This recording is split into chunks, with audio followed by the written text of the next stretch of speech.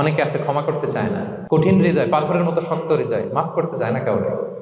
উনি আবার মুনাজাতে বসলে আল্লাহ আল্লাহ আমারে মাফ করো, আল্লাহ আমারে ক্ষমা করো, কাঁদতে কাঁদতে বুক ভাসায়। উনি ক্ষমা চায়, মাগার উনি কাউরে ক্ষমা করে না। এরকম ডাকাত আছে না নাই? চিন্তা করছেন?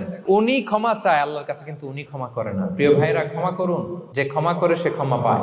আচ্ছা, একটু চোখটা বন্ধ করে, চোখ বন্ধ করলাম আমি, জানা অজানা পাপের পাহাড়ের দিকে তাকালাম। এবার একটু চিন্তা করেন যে কি পরিমাণে ক্ষমা আল্লাহর পক্ষ থেকে আমার জন্য প্রয়োজন। চিন্তা করেছেন?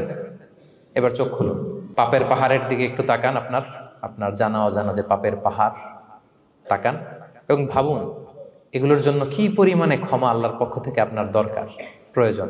সেই প্রয়োজনের তাগিদে হলেও ক্ষমা করুন। খেয়াল রাখবেন, যে ক্ষমা করে সে ক্ষমা পায়,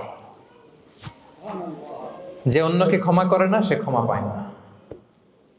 তাহলে আল্লাহর কাছে ক্ষমা চাওয়ার আগে আপনি আপনার পাশের লোকদেরকে ক্ষমা করবেন। পারা যাবে তো ইনশাআল্লাহ? ক্ষমা এটা সবাই করতে পারে না, এটা অনেক বড় মহৎ গুণ। যার হৃদয় বড় সে ক্ষমা করতে পারে।